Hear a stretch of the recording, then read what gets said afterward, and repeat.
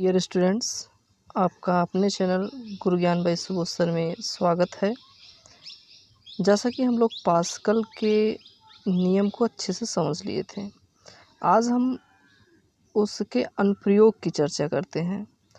Pascal के नियम के अनुप्रयोग में पहला है आपका लिफ्ट, द्रव चालित लिफ्ट, जिसको हम लोग कहते हैं इंग्लिश में हाइड्रोलिक लिफ्ट, हाइड्रोलिक प्रेशर भी बोला जाता है।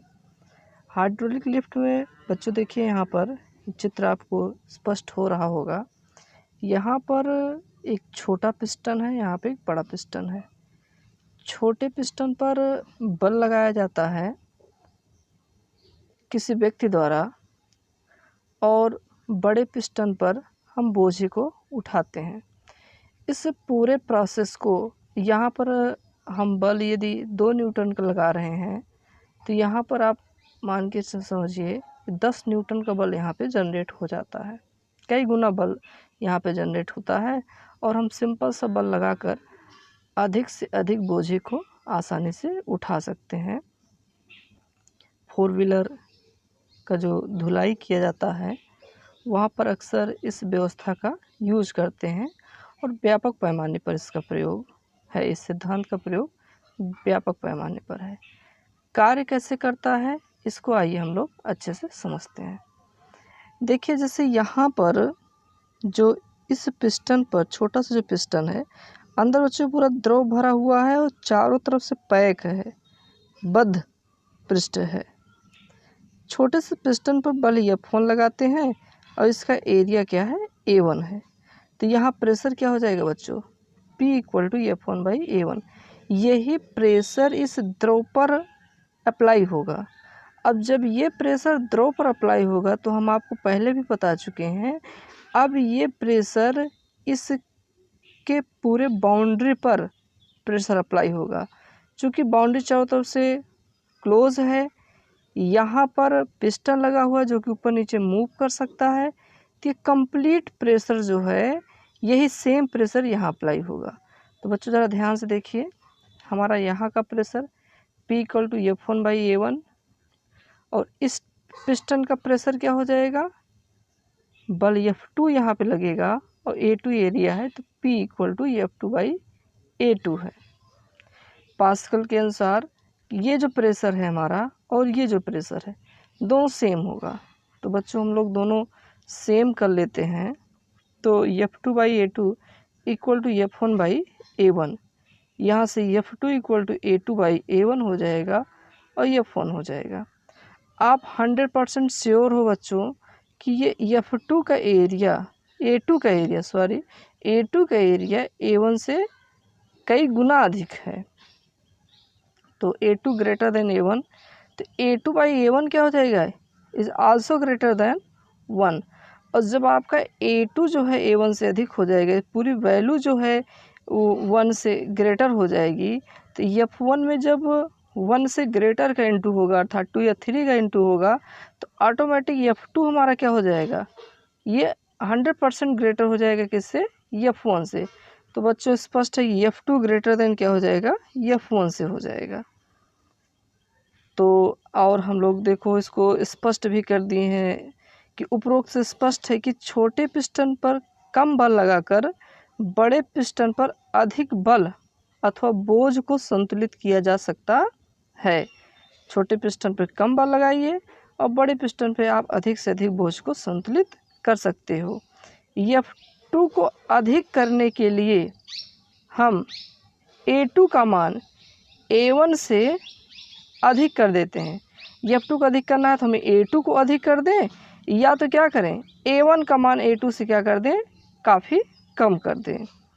तो बच्चों इसका उपयोग आपको जैसे बताए कि धुलाई में तो आप लोग अगर जाओगे वहाँ पर तब देखोगे, और अक्सर आजकल जो ट्राली है हमारा, ट्रक की भी ट्राली हुई या वैसे भी ट्रैक्टर जो ट्राली होता है, इस ट्राली को उठाने के लिए, तो अब उठाने में बच्चों ये वाला सिस्टम लग गया कि वहाँ पर प्लेटफार्म ज़्यादा एरिया का हो गया, और हमारा इस पर ट्राली, पूरा ट्राली का बोझ हो गया, और यहाँ पर जो व्यक्ति ट्रैक्टर चला रहा है, वो सिंपली एक हाथ से जो है फोर्स लगाता है, और पूरा का पूरा प्रेशर बच्चों अप्लाई होता है और ट्रॉली ईज़िली जो है अप हो जाती है और हमारा जो उसमें मटेरियल होता है वो बाहर निकल जाता है कुछ ही समय में। हाइड्रोलिक लिफ्ट के बाद बच्चों हम लोग चर्चा करेंगे द्रव चालित ब्रेक, जिसको हम लोग अक्सर तो बोलते हैं डिस्क ब्रेक।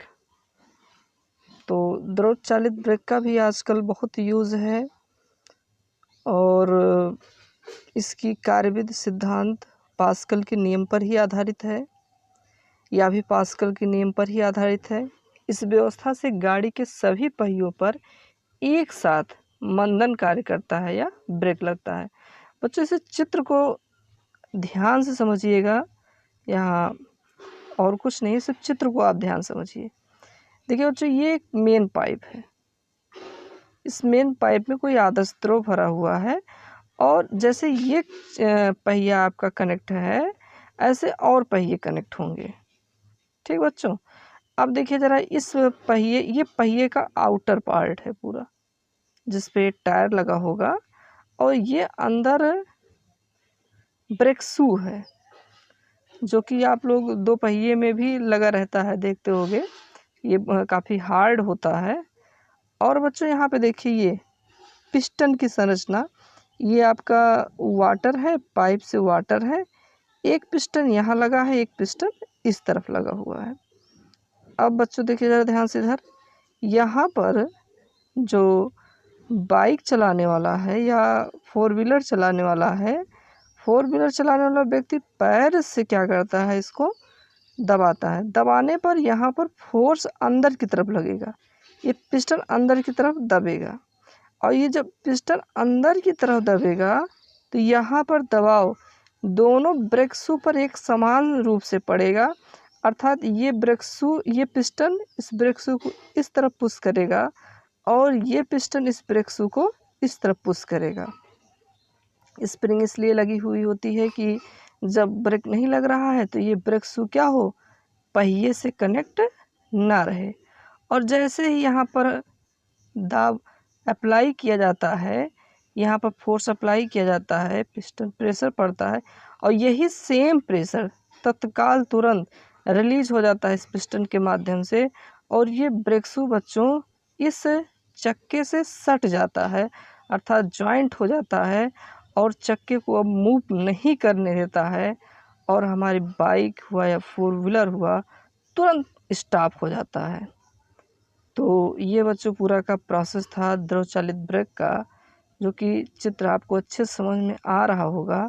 यहाँ पे पिस्टन अंदर की तरफ दबता है और ये जो वाटर है इस पाइप में, यही सेम प्रोसेस अगले पहिए के लिए भी रहता है, और चारों पहिए एक साथ ही आपके दबते हैं।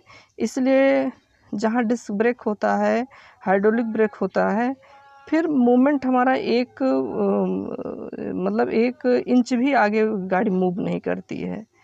तो ये बच्चों पूरा डिस्क ब्रेक का कैसे वर्क करता है, क्या प्रोसेस है, पास्कल का नियम कैसे अप्लाई होता है इस पे, ये समस्त जानकारी थी। आप लोग वीडियो अच्छे से देखिए, वीडियो आप लोग शेयर भी करते रहिए।